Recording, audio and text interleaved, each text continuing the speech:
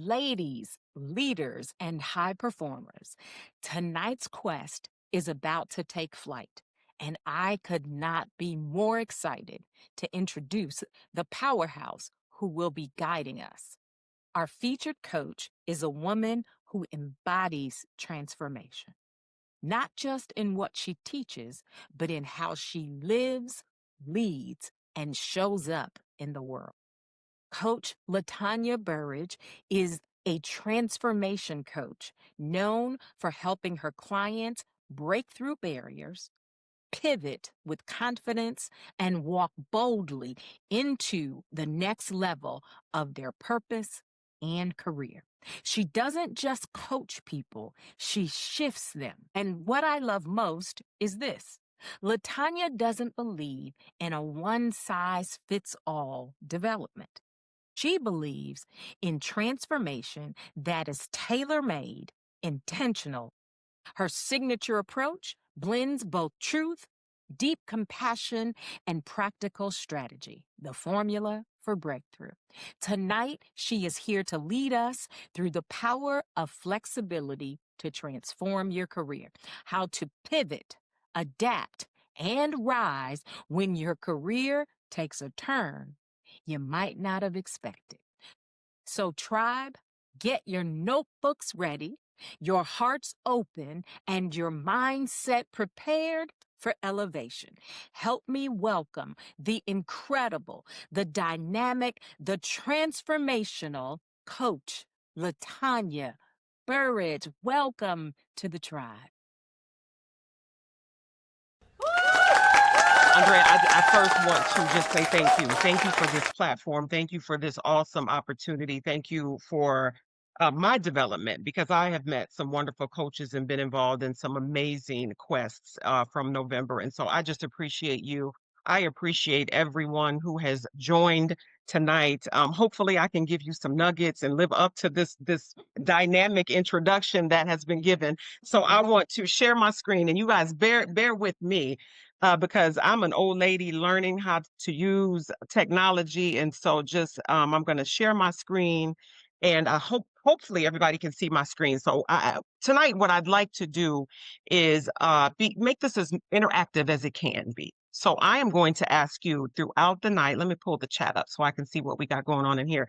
To send me reactions. We're going to have some polls. I'm going to ask you to drop some stuff in the chat if you're able to because I want to make this as interactive as we can over this venue tonight. So again, Andrea, thank you. A warm welcome to everyone joining from wherever you are. Tonight, we are going to talk about the flexibility principle of promotion, and I'm going to talk about how to use the power of flexibility to transform your career. So we're going to dive deep into some principles, some strategies to help you in this space. But before we do, I just want to check in with everyone. And so what I want to know is I want to know what's your current weather condition right now. So how are you feeling in this moment? Are you sunny? Are you partly cloudy? Chance of rain? Thunderstorms? How are you? Clear skies? Tell me how you're feeling. Drop it in the chat for me if you can. I just want to get a pulse on where we are and how everybody is feeling before we get started. Clear skies. Okay. Tornado. Oh, tornado warning. Okay. Partly sunny, partly cloudy. Okay. Cloudy with storms all around you. Okay. I hope I can be a little bit of light. Okay. Clear stars are bright tonight. Okay. Hopefully I can bring a little bit of light into your night tonight. And hopefully just take a deep breath. If everybody can just take a deep breath, inhale, exhale out. Gail, warmer in Florida. Okay. We're going to have a good time tonight. Okay. Hang with me, chat with me, interact with me. Let me know if something is resonating with you throughout this our time together. If there's something that you want to say, just go ahead and drop it in the chat. This is your content as much as it's my content. So I just want us to live with it tonight. So let's take a look at our roadmap and what we are going to be covering. I'm just going to cover four agenda items tonight. We're going to talk about getting unstuck. We're going to talk these strategies that are going to help us, a path forward, and then I'm going to challenge you to do something at the end. So is everybody clear with this? If you can give me a reaction, anyone, everybody good with where we're going tonight, where we're headed? So I am really big on quotes. And so you will see quotes throughout this because they are sometimes my North Star when I am like stuck in a space. And so I'm going to start off with a quote from one of my favorite people. And I'm not going to read a lot to you, but this is Maya Angelou. And before we get started, I want to share my story with you, and I want to talk to you about my journey and how I've ended up in this space in this moment. And so, as I was putting this together, I recognized that I had written this story a while ago, but I've never shared it with anyone. So tonight, I'm going to share it all with you for the first time. So bear with me because I'm going to read it, and so I might get choked up a little bit. Just kind of give me grace on that in that space because it's a journey, and I just want to share this journey with you. So imagine it's October 2009.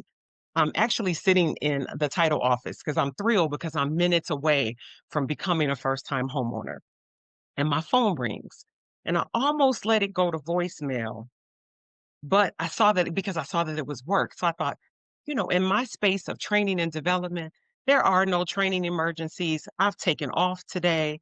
Who can be calling me from work? What is it that they really want? And then something in my spirit said, answer the phone. Okay. Maybe the projector is broken. Maybe a laptop is broken. Maybe some handouts are missing. It can't be that important. So it was the director of HR at the time. And I thought maybe she's calling to congratulate me on owning my first home. And she says, I need you to come to headquarters now. And I thought, oh, come to headquarters now. Sounds serious. So hours later, I find myself signing for my new house, but also being notified that my position was being eliminated. So the person delivering the news, who was the director of HR, was sobbing. Now, I still can't figure out if her tears were because the company was losing an asset or because the news that was being delivered was on a day where I was making one of the biggest decisions of my life. I had a mortgage to pay and I had 1 month to find my next role. So I don't know if I went into grief or if I went into survival mode, but I found another job and I was blessed. So fast forward to October 2016. There was another position elimination. But this time I knew it was coming. So I had some time to plan, I had some time to prepare, and I completely accepted what I knew was inevitable. That space allowed me, because I had time to prepare, to actually start my consulting business and launch my consulting business. And so I kind of did a soft launch. I had done the paperwork to get everything started, but I really hadn't pulled the trigger on it. But that job allowed me the finances to be able to fund that new venture. So thought this is not going to be, it's not going to be bad. I'm going to find another job. The last time it happened, I found another job fairly quickly. This is going to be fine.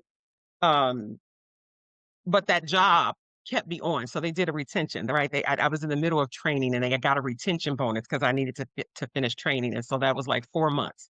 And that was a difficult time because I saw other people around me losing their jobs, but I was still there. And I think I started to negotiate and try to bargain with myself because I thought, okay, they're keeping me for 4 months. So maybe, just maybe, I can hold on to this job. Maybe, just maybe, they'll start to see the value in me and something will change and they will say, we really need LaTonya, and they will fight for my position. And guess what? They didn't. They didn't.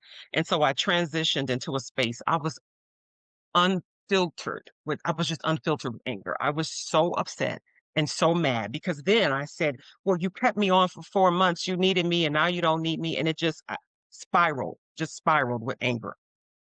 And so I think my anger, when I look back, it was because I was mad at them for letting me go, but also mad at myself for wanting to stay with a company who didn't need or who didn't want me anymore. It's job number 2.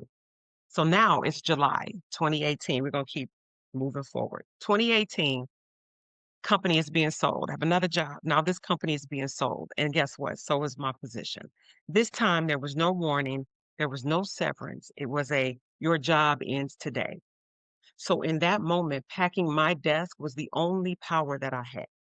And as I walked to my car, I remember thinking how the stages of grief aren't linear. Like people say, denial, anger, bargaining, depression, acceptance, those come and go as they please.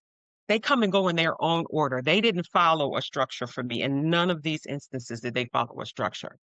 So I spent 4 years after July of 2018, I spent 4 years working for an entity. First of all, I was unemployed for a year, over a year, and depressed and struggling, but still trying to remain in a space of being grateful.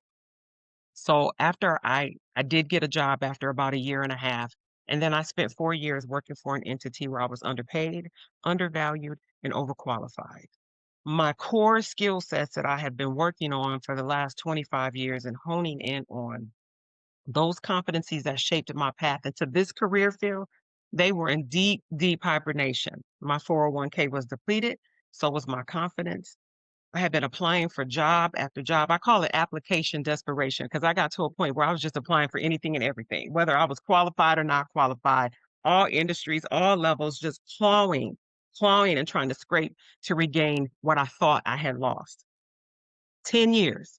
10 years of employment insecurity, 10 years of tears, 10 years of being mentally focused on what I was, where I was at that moment instead of where I was going. 10 years of me questioning, like, why me? Why is this happening to me?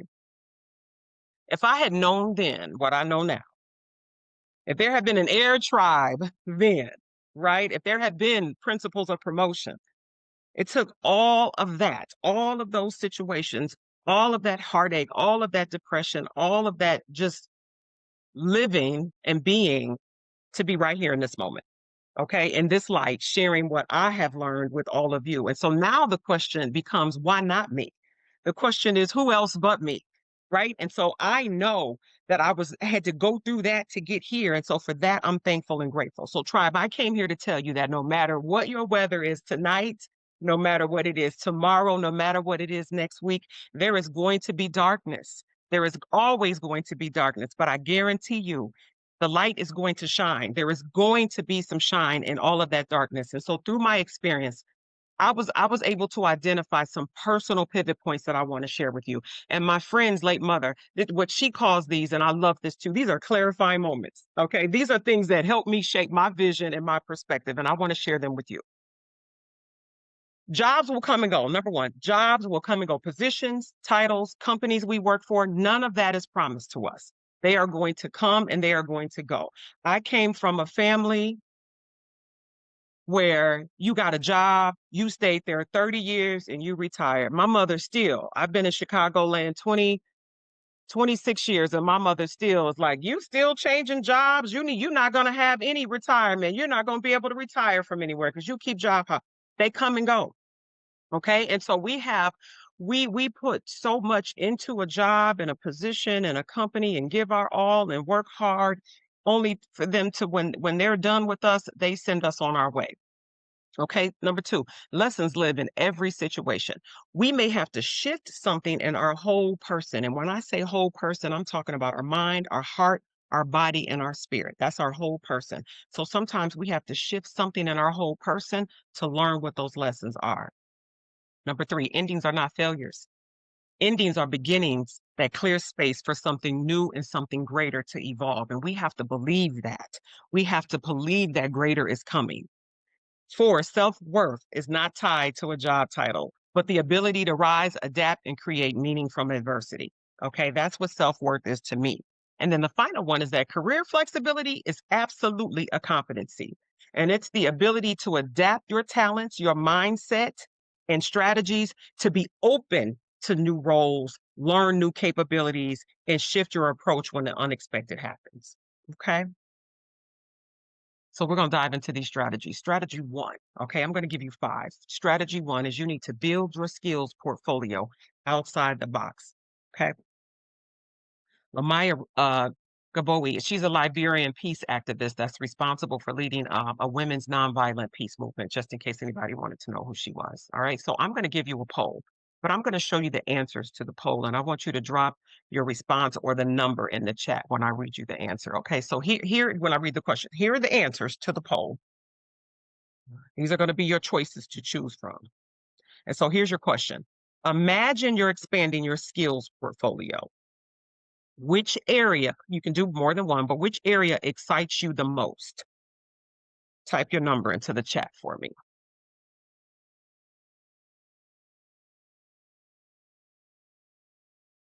Okay, I see leadership and management excites you the most. Ooh, okay, okay.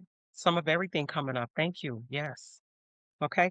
So why do these skills matter right now, right? Technical expertise that keeps you competitive in a rapidly evolving job market. Creative problem solving, it drives innovation, helps companies stay agile. So if you pick that, I'm just telling you why these are important. Okay. You might have your own reasons of why they're important to you, and those are valid as well. Three, leadership and management. That's essential for being able to guide teams through uncertainty and change. One thing we know about change is it's constant. There is always going to be some change in the workplace. Four is emotional intelligence. Emotional intelligence builds trust, it builds collaboration, resilience, and creates diverse workplaces. And then finally, being able to adapt to new technologies, really, that's key to ensuring that you can pivot quickly because these digital tools are reshaping industries right now. Okay, so what? So why should we care about any and all of this? We should care about this because industry disruption forces new skill development. The world is changing so fast, jobs are changing so fast. The industry is causing us to have new skill development. So my mother, bless her, who worked at her job for 30 years and did the same thing, like that's no more. We've got robots taking over jobs. We've got AI coming on strong. So the industry is forcing that. Flexibility also means investing in skills that may not seem directly relevant today, but they're going to open doors tomorrow. So you might be learning something or be put in position to learn something today that feels like, why am I doing this? That's not part of my job. They don't pay me to do this, but it may be something that can open doors for tomorrow. So never turn down an opportunity to learn a new skill, whether it's difficult or you think it's not relevant at all. There may be room for it somewhere else. And then finally, being good at several complementary skills, it makes you uniquely competitive in a job market where, again, you can apply for 100 jobs. And sometimes before you hit send, you're getting a rejection letter. So you want to stay competitive in this market.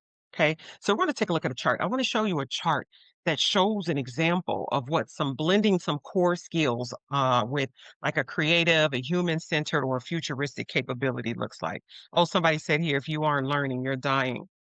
That is so true. So true. So look at this chart. This is skill stacking, right? This creates market value beyond the ordinary. So when you look at, say, for example, the field of education, if instructional design is your core skill set, then a unique skill in performing arts, like how can you use theater techniques to make lessons more memorable? Right. So now you're adding a different skill that complements the one that you already have, that's giving you a competitive advantage in the workplace because who else is doing that? You're in law and policy. So, how do you combine your law degree and your law background and design thinking to simplify contracts, right? And processes for accessibility. So, that's thinking outside of the box of what can I take that I'm already doing? What can I learn new to make this thing better, to make me have a competitive advantage over everybody else? Okay. Any questions about this? How does this land with you all? Talk back to me. Does it make sense? Does it kinda just give you an idea of how to just really kinda stack your skills? Some reactions, some thumbs up, some no, some okay, okay, okay. Thank you, thank you, thank you. Alright, so what? We talked about so what, so let's get to the now what. Now I'm gonna give you 3 things that you can do. I'm not saying that you have to do all of this. So the stuff that I'm sharing with you tonight, just pick something that resonates with you, okay?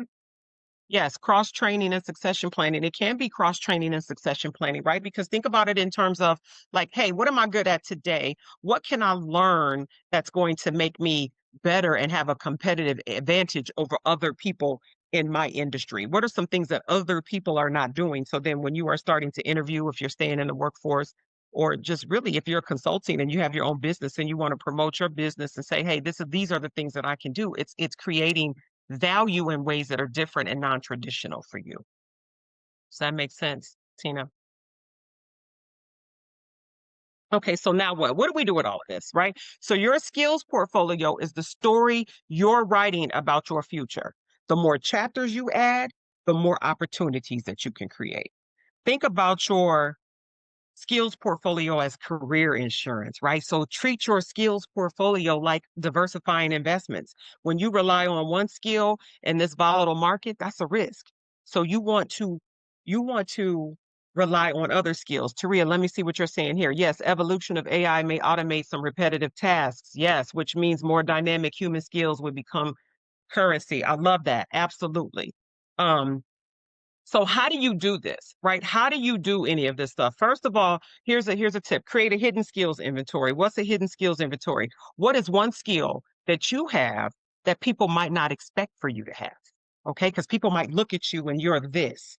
I am this. I do this for my profession. So people expect that I do this. But what's one skill that they don't know that you have? And then what's one skill that you want to develop, but you haven't started yet? Okay. That's real simple, hidden skills inventory. And then you can pursue that thing and try to create value for yourself. Number two, you can try this.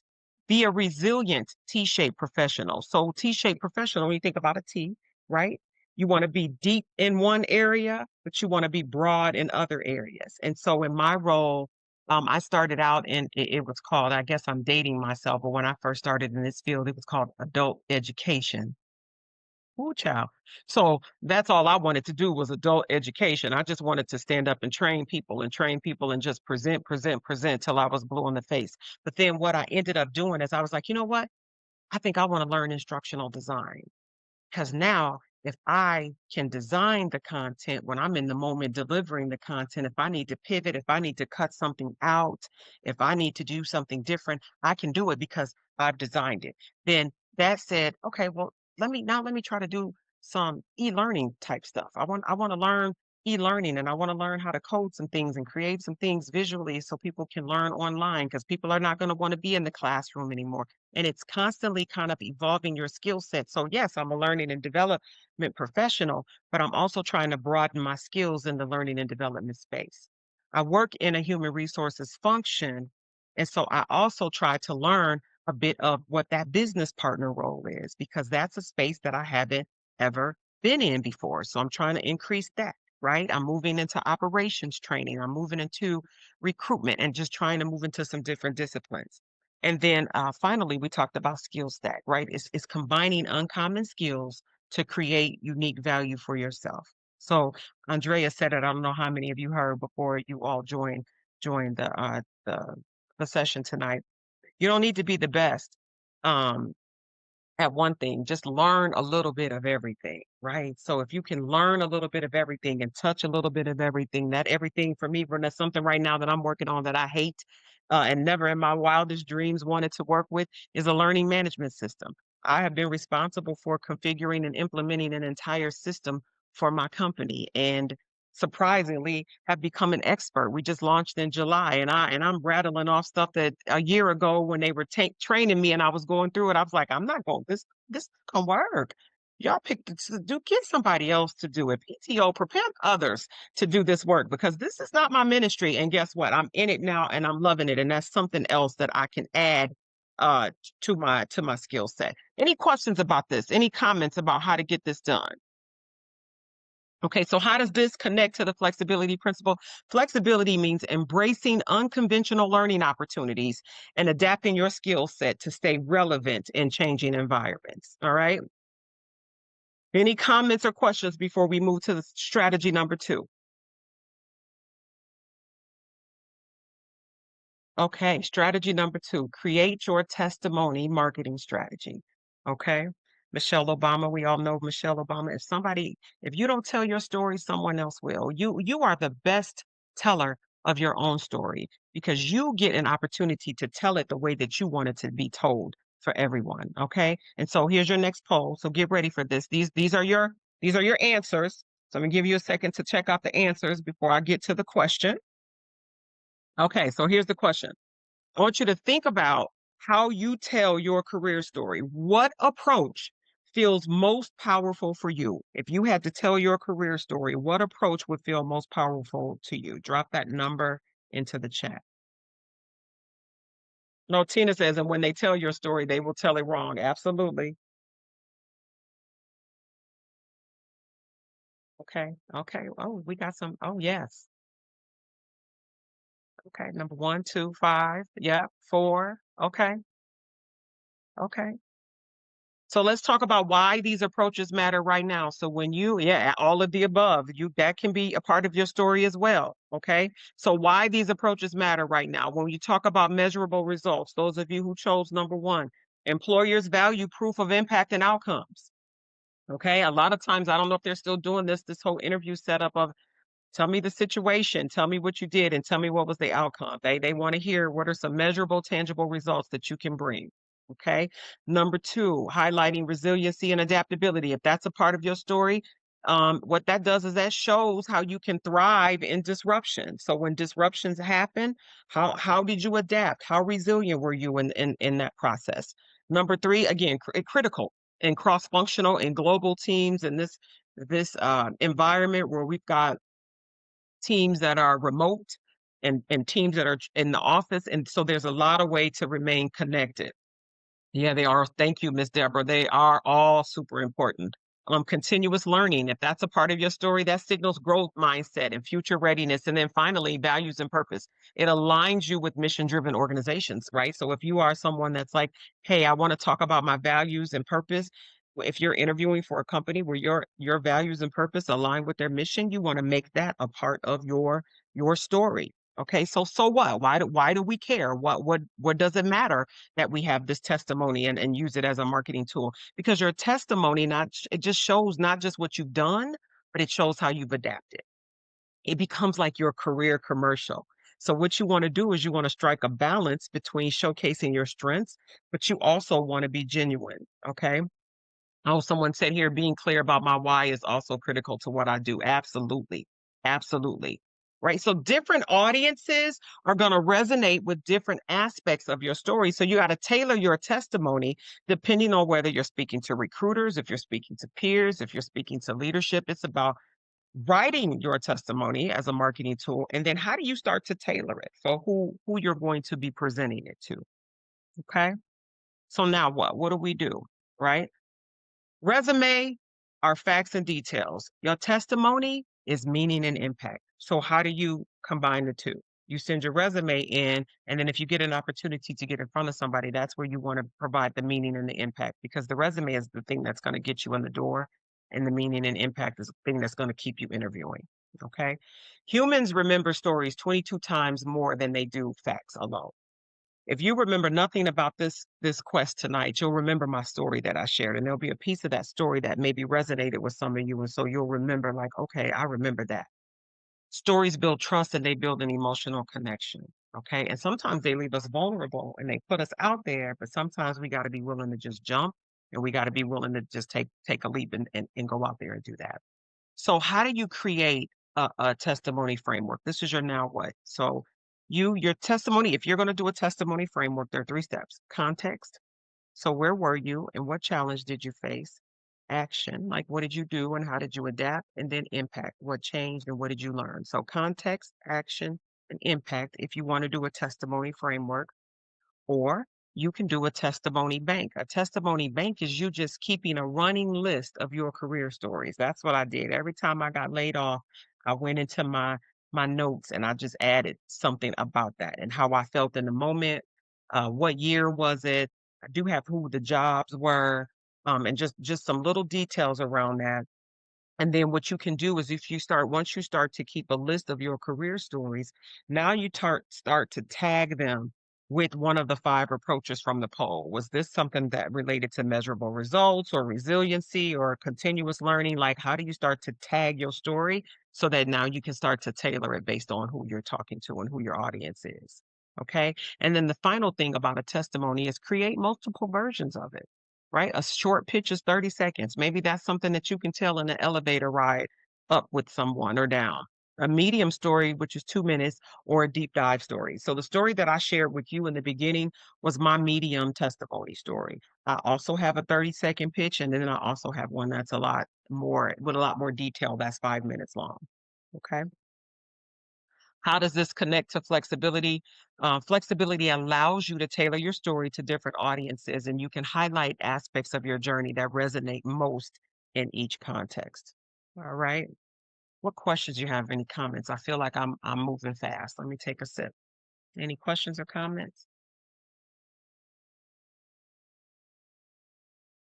Okay. Strategy number 3.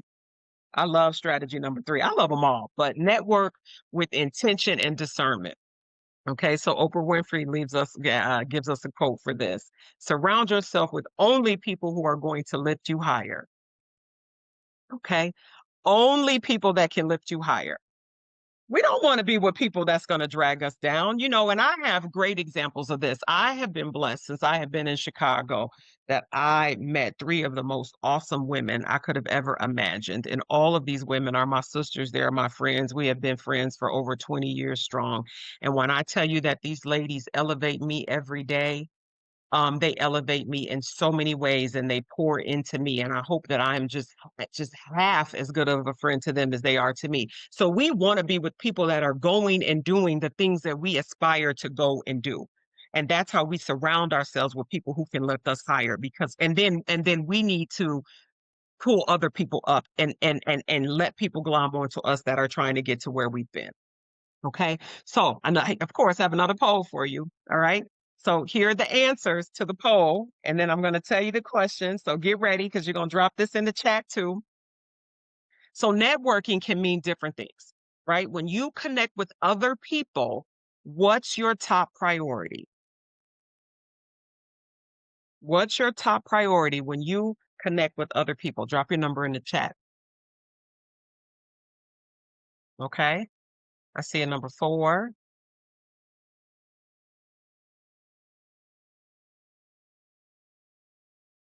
When you connect with other people, what's your top priority? Oh, number 1. Boards, okay, 2, okay, all right. Okay, so let's talk about okay, let's see, not 1 and 2, okay. So let's talk about why these priorities matter right now, right? So authentic relationship, long-term trust leads to sustainable career growth.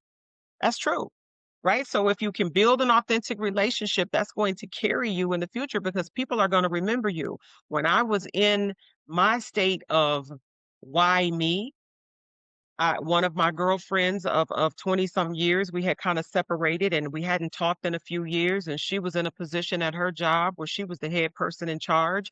And she contacted me and said, "Hey, I got this opportunity for you. You don't know what you're doing? Are you working? Do you know what's going on?" And lifted me and didn't even know. I think I told her years later, right? But she lifted me up out of a place that I was at in despair. And because we had that connection and she remembered me. So once you can build an authentic relationship, it's gonna sustain your career growth, and you don't know how people will come back around because they remember something that you did or you worked with them on something, and they will reach back out to you, okay? 2, finding mentors or sponsors, right? This is important because it provides guidance, it open doors to advancement. Sometimes if you have your own business and you need funders for stuff, and so networking to be able to find mentors or sponsors that can help you in that space is critical. Absolutely with new opportunities, keeps you flexible and dynamic. Your career trajectory, flexible and very dynamic when you can explore new opportunities out there.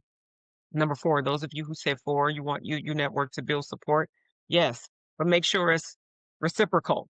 Okay. You don't want to just be pouring into somebody and giving, giving, giving, and you're not getting it back. So you want to offer support, but it has to be both ways. And then 5 is the cross-disciplinary connections, right? That sparks innovation because you're blending a diverse perspective. All right. So here's a question. Do I find that it depends on where you are in life and career? I absolutely think it depends on where you are because I'm at an age, Miss Deborah, where I, I'm looking for some different things, right? I'm not connecting with people just to be connecting with people. If I were younger in my career and just starting out, I may try to connect with a lot of folks, and I don't know how many of you are on LinkedIn. I get stuff from LinkedIn constantly of people wanting to connect and I'm immediately going and saying, "Oh, how does person know me? How does this person how did they get what who are they? Who are they connected to?"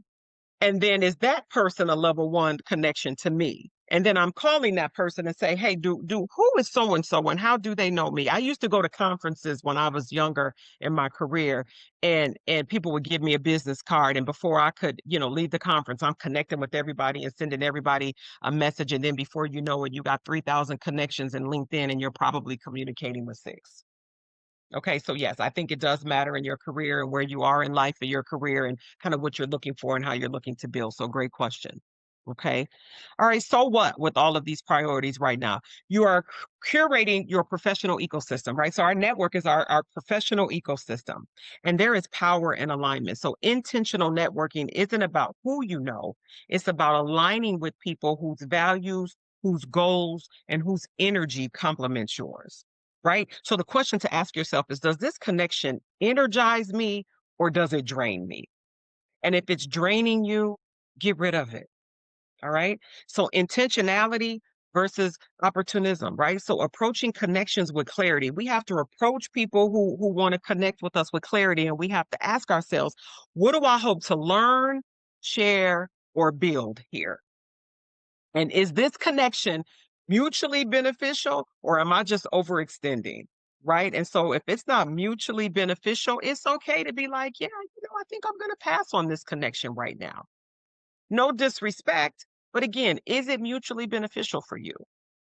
Because you got to get something out of it as much as you put into it. Okay. Mm, all right. So now what?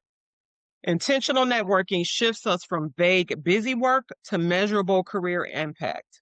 Okay. Intentional, vague, busy work, intentional networking. I want to repeat that. Intentional networking will shift us from vague, busy work to measurable career impact. I don't know about you, but I want measurable career impact. I am at a space and place where I don't need busy work. I don't need connections just for the sake of saying I'm connected to 5,000 people. That does me no good. Okay. Intentional networking is also the ability to discern, the ability to discern which connections deserve a deeper investment of your time and which ones are transactional and short-lived, right? This is going to help you avoid network fatigue, okay? Which ones deserve deeper investments? Think about that. And which ones, look at your contact list now. Which ones are just transactional and short lived? There was a hey, okay, and now it's short lived. Okay. So, how do we build these intentional connections? Three things right here. Choose 5 contacts from a list of 20 and make an intentional connection with those people. All right. Tina says thinking about who wants to network with you and why. Absolutely, Tina. Right. So you want to make a list, look at 20, make a list of 5 and say, I'm going to create a compass for these 5 people. Who are they? Why do I need to connect with them? And how am I going to remain connected with them? Okay. Tip number 2, do a spotlight test. I love the spotlight test. This is a spotlight test for discernment. Okay. Green means that this person is energizing. It's a mutually beneficial connection. I need to invest more in this space. I need to invest more with this person. Yellow is I'm uncertain about them. I'm neutral. So then what do? You're just going to sit back and observe and you're going to reassess the relationship. Okay. If they're red, that means they're draining. That means you are misaligned. That means you need to limit your contact with them or you need to disengage altogether. Okay. Because we don't want red. We want those green connections. And then the final tip here is your networking ROI. Track your connections and outcomes. So what new opportunities, collaborations, or insights were gained? So if you're in networking groups, if this is a networking group for you, what opportunities, collaborations, or insights are you gaining from this? Those are the places that you spend your energy. Okay. Connection to the flexibility principle. This is flexibility is knowing when to deepen a connection and when to step back. So you want to make sure that your network evolves as your career goes through. And I think this goes back to Miss Deborah's. Doesn't matter where you are in your career. Absolutely. Because as your career evolves and your goals evolves, your network will change. All right. Any comments or questions? All right, let's keep it moving. Let's keep it moving. Okay, strategy number 4 is practicing radical gratitude. This is again is Maya Angelou. I told you I love Miss Maya. Okay. I'll give you a second to read this because this quote really just sat with me. Okay. Gratitude. How do you remain in a space of gratitude when your world is upside down? When you have signed your mortgage papers, a title, you've got this big responsibility and you just lost your job. How do you remain in a space of gratitude? How do you go to work for 4 years for a company that you hate? And you sit in the parking lot. I used to sit in the parking lot and cry before I got out of my car and pray and just please, please let me win this lottery. Not even playing the lottery, but let me win it. Let it just fall in my lap because I do not want to go into this company and I do not want to deal with these people. But then I get out of the car and I got to put on a smile and I have to perform because I need groceries, because I need lights. And so how do you still remain in a space of gratitude even in those storms and in those dark moments? All right. So now we're gonna look at poll because you guys know I got a poll for you. Okay. So here are your answers to the poll. Give you a second to check out those answers. And so this is a place where we ground ourselves. Okay. What helps you stay focused and trust your vision? What helps you stay focused and trust your vision? Enter your number into the chat.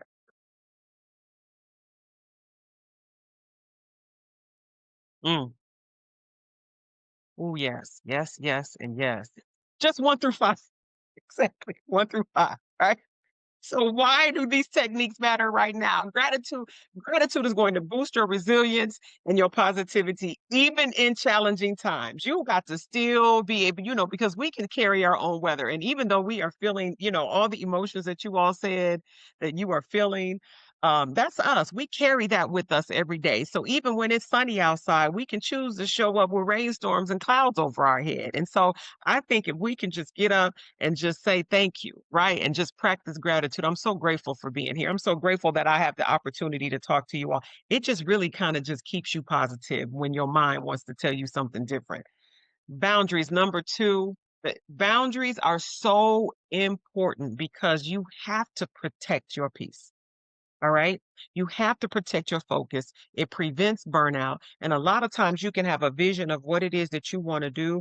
And if you start to share that vision with people and they're not really aligned with your purpose and aligned to you when they are energy suckers, they're not going to understand that vision.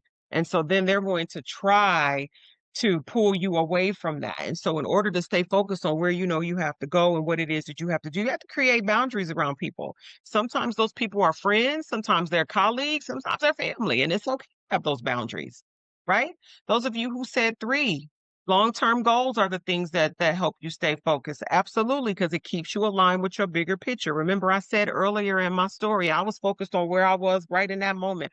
Oh, I'm losing my job today. Oh my. And I wasn't looking beyond that moment. And so we have to say, what are my long-term goals? How am I going to get there? Okay, this right here, I'm in the valley right now, but I'm getting to the peak. And we got to walk through the valley sometimes before we can make it to the peak. And that's okay. It's okay. So, number four, limit distractions, right? When we can limit distractions and cut out the noise, then it increases our clarity because now the only voice that we're hearing is ours and we're not hearing any voices from other people and we can stay productive. And then five, feedback from peers. I love feedback from peers because people that you trust, all right? Trusted peers. Not anybody, trusted peers. That those connections, those intentional networks that we have, those are the people that we want to confide in and get feedback because that provides perspective, accountability, and confidence in us. Okay. And so what? Radical gratitude, it goes beyond a polite thank you, right? It's choosing gratitude in the face of adversity. So even though I am unemployed, I'm grateful because my utility stayed on. I did not go without a meal. I've still been able to wake up every morning, get dressed. Like I'm still grateful for those things. Okay.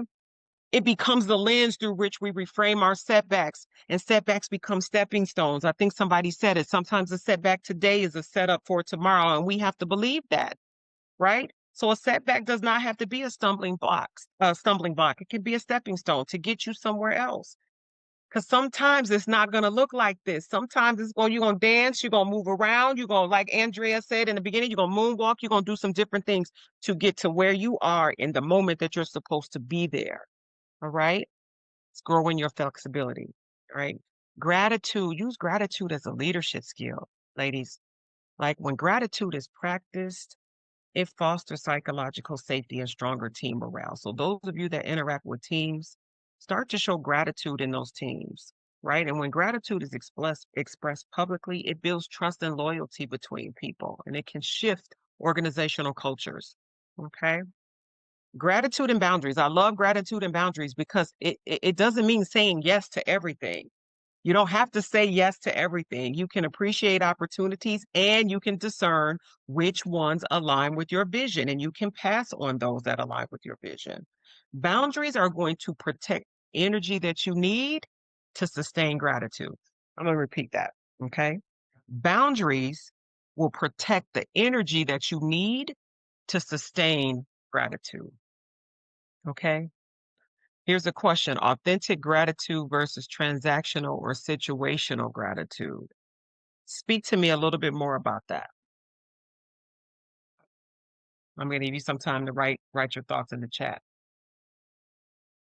Authentic gratitude versus transactional or situational gratitude. Thoughts on that?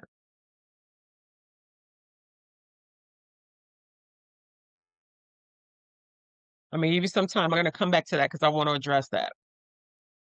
Just unpack it for me a little bit more and tell me what are you thinking, where your mind is going with that. Oh, okay. When you can tell someone's gratitude is real versus when you can tell their gratitude is performative. So I'm going to throw that back at you. Or yeah, their gratitude is a means to an end. How does that affect you? Right? Your personal gratitude is what I'm talking about here. Other people's gratitude towards what you do, whether it's performative or non-performative, that's their thing. You're not carrying somebody else's weather. You're only carrying your weather. So I am going to impress upon you to worry about yourself in the nicest way. That's with love. It's always with love, right? Worry about yourself. We don't care. We don't care what other people's gratitude does for us because that their gratitude is not our gate to where we have to go. Okay? So just focus on how gracious you are for the things that people are helping you do, that you're giving back, that you're receiving, and that's where I want you to focus your energy. Let them worry about themselves. Okay? Absolutely. Okay. So now what? How do we do this, right? So gratitude activates your brain's reward system, all right? And practicing it daily rewires your brain to notice opportunities instead of obstacles, right? It's like telling yourself a different story. If you tell yourself a story that's negative, you're going to build that emotion in yourself all the time. Everything's always going to be negative. So you want to rewire your brain. How do you do that? Reframe setbacks. That's the first tip. When facing a setback, intentionally, you got to intentionally look for the lesson or the opportunity that it presents. So, for example, after a failed project, reflect on what you learned, express gratitude for the growth or the new skills that you gained. Don't focus on the failed project. Okay, it failed. Stuff happens. But what did I learn? And what am I thankful for in that space? Here's an equation for you: challenge plus reflection equals opportunity. So you need to see every obstacle as a raw material for your growth. Challenge plus reflection equals opportunity. The second thing you can do is practice gratitude habits. I love this. Okay. I love this. I call it a morning reset or an evening reflect. And so you can do it in the morning before you leave out of the door or at night before you go to sleep. Write down one thing you're grateful for, right? Do that before you check email, before you do anything, or do it at night and reflect before you go to sleep. One thing that you're grateful for. I actually have a gratitude journal that I have, and I put prompts in it. You could do gratitude weekly, have a weekly reflection. So if you are part of a team or you're a part of a networking group, share gratitude in that meeting or that circle, right? At your dinner table with family and friends. Just one thing that you're grateful about this week. Or you can do it annually. So a morning reset, evening reflect, you can do it weekly or annually. Annually, I love this tip. Write a letter of gratitude to someone who shaped your year. Okay? So now you're going to give gratitude to that person for shaping you and helping you this year? And do that annually. Make that a ritual. Okay. And so then my personal challenge to you around this is, what bridge will your gratitude help you build this year? And when I say this year, I mean going into the new year. So what bridge will your gratitude help you build this year? Think about that. Connection to the flexibility principle. Flexibility is going to help you reframe setbacks as lessons. You're going to be able to turn challenges into opportunities for growth through gratitude. Okay. Any questions or comments about this? Y'all still hanging with me? We got one more strategy that we're going to go through. All right. Strategy 5, our final strategy. Silence the noise. We talked about this a little bit. Silence the noise and trust your vision. Okay. Indra is an Indian born American business executive. She was the chairman, actually, and CEO of PepsiCo from 2006 to 2018. Okay. So silence the noise and trust your vision. This is your final poll for our quest tonight. Here are the answers. Okay, so we talk about noise. Noise comes in many forms. That can be unsolicited advice, that can be a comparison culture. Well, social media pressure is huge. And even sometimes some well-meaning mentors can create noise. So what will you do when the noise starts to enter? What will you do to silence the noise? Drop your answer for me in the chat.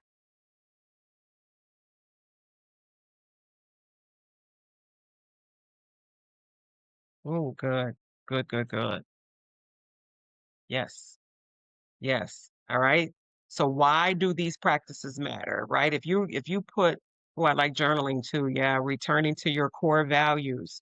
Values function as a compass for us, right? So we have our core values that make us who we are. Those are our compass. And so when those external voices conflict, our values are gonna prevent our decision making from being swayed, right, by trends or pressure, because we're like, no, this is what's true to my core, so I'm going to stay the course here. Again, when we talk about long-term goals, they anchor our short-term choices. Our long-term goals anchor our short-term choices to a bigger vision, because we know we've got somewhere bigger to go. So when we revisit them, it ensures that we're not derailed by temporary distractions, because there are a lot of temporary distractions. Again, mindfulness and reflection, that keeps our mental clutter free, right? And then we can filter, and that's around discernment, right? Reflection really builds self-awareness in us when we do it, and it strengthens our confidence in our own path. And again, seeking input only from trusted advisors. Again, we talk about these people being aligned to our vision. So those are the ones that we want to lean on. Right, and then 5 is huge for me because I used to do that, limit the comparison to other people. I used to always compare myself to other people and what they were doing and how they were doing it, but when we do that, that fuels doubt in us. And so when you limit it, you can reflect on your own journey, because that, again, that's their business. That's not my business. I'm over here minding my business. And I'm trying to be resilient, and I'm trying to practice gratitude for the stuff that I'm doing, and I can't worry about them. So we have to put them in our rearview mirror and not focus on that. All right. And so what, right? When we need to distinguish between constructive input and distracting chatter. We need to be able to distinguish between constructive input and distractive chatter. And when we trust our vision, it requires us to say no to opportunities that don't align. And that includes job opportunities. Sometimes, like, we can turn down a job, and we should. And I'm guilty of being unemployed and just taking something, and one of the things that I try to say, people, anyone that's interacted with me now and they're talking about their career journey and wanting to leave a job, and I've always said, make sure you are running to something and not from something. Because when you're running away from something, then you'll run to anything, and the first thing you get, you'll take, and that might not be the best thing for you. So if the opportunity doesn't align or put you in place of what, say no. Say no and be okay with your decision to say no. Okay? Constructive input versus distracting chatter. Yes. Yes. Run to something, not away from something. Okay? So now what? Your vision becomes the anchor that keeps you steady when external voices try to pull you into different directions. And so, trusting that vision, it doesn't mean you're ignoring feedback. It means you're filtering that through your vision. And so, how do you do that? You can do vision filter questions. Vision filter questions. I'm going to give you three. Does this align with my values? Does this move me closer to my goals? And again, this energizing question. Does this energize or drain me? I'm big on energy. Okay. Another tip here is the inner board of directors. This is just a small group of people that you trust. And so only allow advice from this board, right? This is your board of directors that you have chosen to be your wise counsel. Filter out anything else that doesn't come from those people. All right. That's creating intentionality and networking. All right. And then vision versus distraction matrix. I'm going to show you this matrix because I love this tool. And this tool is a way for you to be able to say, okay, how do I filter? How do I know who's genuine? That's kind of goes back to the intentional. I mean, the poll question before around performative versus intentionality. So let me show you this tool. First of all, how does this connect to the flexibility um, principle? It empowers you to filter advice. You can adapt when necessary, and then you can remain true to your core vision and your values. Okay. So take a look at this matrix. This matrix is really a filtering tool, right? Will help you silence all that external noise. Hopefully you can conserve energy and hopefully it'll help you stay aligned, right? And so you can check in to see if your actions are moving you closer to your career path or is it pulling you away? So when you have high vision, it's just around high vision alignment and low vision alignment. There are some guiding questions in each of the boxes. So this is kind of like a four box. And then when you ask those guiding questions, that'll help you put people where they're supposed to be in situations where they're supposed to be. All right. Any questions so far? Any comments?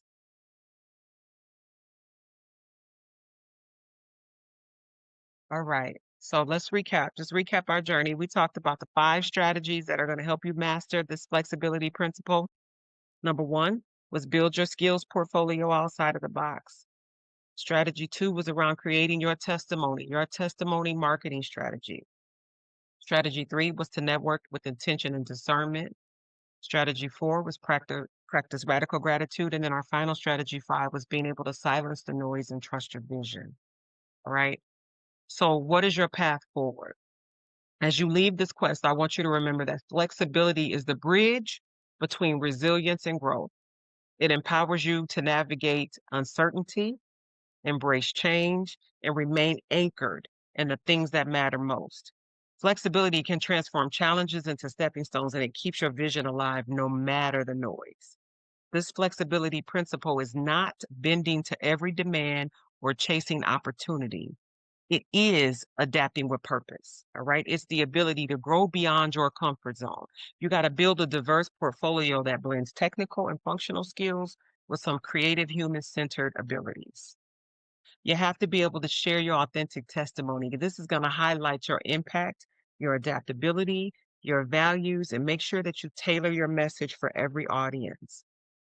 Number three, build intentional, energizing connections, right? We talked about those ones that really align with your goals, your values, and your vision. We want to focus on quality, ladies, not quantity.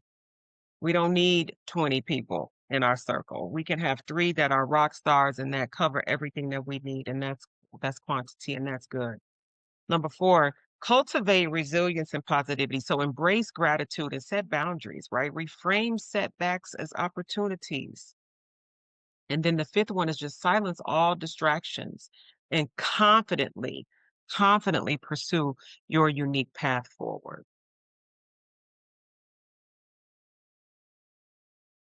Oh, sorry. If you haven't had a chance, I don't know how many of you got into the tribe. There is a workbook for this series. I encourage you to download this workbook because it has some more tools, some more tips, and that is fantastic in there. And so when you're ready to step into your flexibility superpower, I want you to complete. There's a transformation challenge on pages 6 through 9 of that workbook. Complete that when you're ready. Okay. I hope that I provided some nuggets for you tonight. And again, I am available. You can connect with me inside the Air Tribe. I have my website for my business and my email for that business. I appreciate so the workbook is right in the Air Tribe. Andrea could speak to it more. I believe that if it isn't out there, she'll put it out there, but there's a workbook that kind of guides, it's a guiding workbook. And she'll come on after I finish up here tonight. Yep, she just dropped the link in the chat to get to it. Um, I want to thank you ladies for your time. I want to thank you for participating. Thank you for joining, for supporting.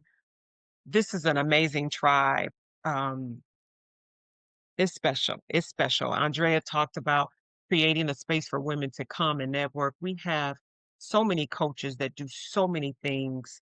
And I promise you, there is something here for everybody. So thank you for being a part of this. Thank you for showing up for me in my space tonight. I love you. Be safe and go in peace, ladies.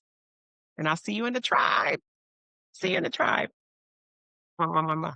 Thank you.